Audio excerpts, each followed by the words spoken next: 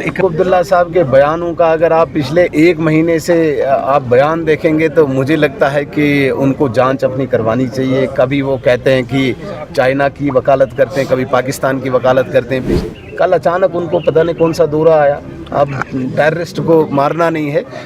Now it is union territory. Union territory means केंद्र शासित, central rule, और जिसमें लॉ एंड ऑर्डर हो, सिक्योरिटी हो, बाकी चीज़ें हो, ये सीधे सीधे केंद्र का अधिकार है, केंद्र का मैंडेट। फारूक अब्दुल्ला साहब कुछ भी कभी भी कह सकते हैं, उनको इतना डिस्काउंट दे देना चाहिए। हम तो लगभग 80% डिस्काउंट दे देते हैं और अगले साल तक पूरा 100% डिस्काउंट दे दीजिए। मैन्युफैक्चरिंग ही अपोजिशन में हुई है। मैं जब बीजेपी में आया हूं तो हमने अपोजिशन ही देखी, हमने सत्ता केवल 2-3 साल के लिए देखी है, इसके अलावा तो हमने अपोजिशन देखी। हमें बड़ा मतलब खुशी मिलती है जब हम लोगों की आवाज़ बन के अपोजिशन में रहते हैं। और मैं आज धन्यवाद प्रकट करता हूं अपने केंद्रीय नेतृत्व का, सेंट्रल लीडरशिप का, स्टेट लीडरशिप का, और विशेषकर आज 2 ऑब्जर्वर्स जो आए थे, यूनियन मिनिस्टर श्री प्रहलाद जोशी जी और जनरल सेक्रेटरी श्रीमान तरुण चुग जी, जिनकी देखरेख में हमारे सारे साथी विधायक, मेरे सीनियर विधायक, सब ने यूनानिमसली मेरे नाम को स्वीकृति दी। मैं सबका धन्यवाद करता हूं और विश्वास दिलाता हूं अपने नेतृत्व को, अपने साथी विधायकों को और विशेषकर जम्मू कश्मीर की जनता को कि एक प्रबल, एक मजबूत आवाज़ बनकर हम अपोजिशन में रहेंगे। लोगों की आवाज़ बन के, लोगों की जो अपेक्षाएं हैं, आकांक्षाएं हैं, एस्पायरेशंस है, उनको हम विधानसभा और विधानसभा के बाहर भी उठाएंगे।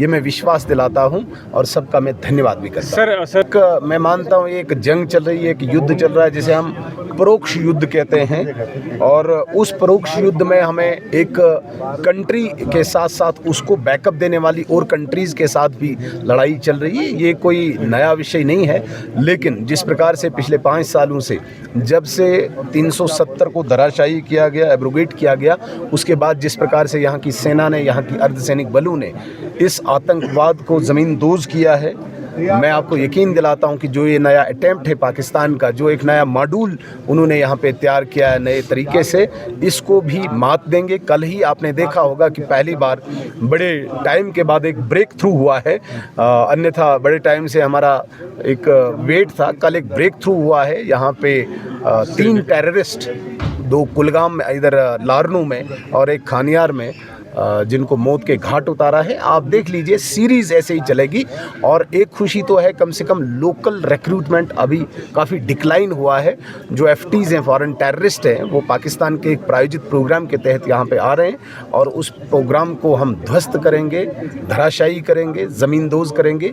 ये भारतीय जनता पार्टी की लीडरशिप की और विशेषकर केंद्रीय गृह मंत्री की कमिटमेंट है, और उस कमिटमेंट के साथ पूरी जम्मू कश्मीर की जनता। सर, कल से मीटिंग हुई, और भी मीटिंगें होंगी, वो मीटिंग करेंगे, हम भी मीटिंग करेंगे। वो 1 तीर चलाएंगे, हम 10 तीर चलाएंगे, लेकिन हम हेल्दी अपोजिशन करेंगे। लोगों की जो बात होगी, जो उनने वादे किए थे, उन वादों को याद दिलाते हुए, और लोगों की जो एस्पायरेशन है, लोगों की जो अपेक्षाएं हैं, लोगों की जो आवाज़ है, वो आवाज़ बन के हम अंदर रहेंगे। और कल उसकी शुरुआत है, आगे देखिए क्या होता है। हमने देखा कि डॉक्टर अब्दुल्ला ने बिल्कुल अब्दुल्ला साहब के बयानों का अगर आप पिछले एक महीने से आप बयान देखेंगे तो मुझे लगता है कि उनको जांच अपनी करवानी चाहिए। कभी वो कहते हैं कि चाइना की वकालत करते हैं, कभी पाकिस्तान की वकालत करते हैं। पिछले हफ्ते उन्होंने बयान दिया कि भाई पाकिस्तान के साथ किसी भी कीमत पे बातचीत नहीं। मैंने उस दिन वेलकम किया, मैंने कहा कम से कम भारतीय जनता पार्टी की लाइन को टोक किया फारूक अब्दुल्ला साहब ने।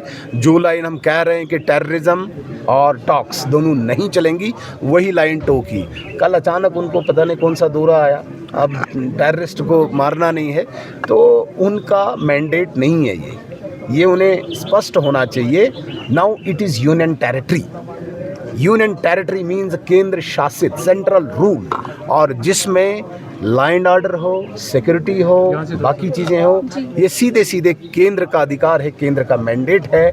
किस तरीके से टेररिस्ट को, किस तरीके से इस जंग को, किस तरीके से सिक्योरिटी सिचुएशन को, किस तरीके से लॉ एंड ऑर्डर को हैंडल करना है, it is the complete responsibility of central government और particularly ministry of home affairs.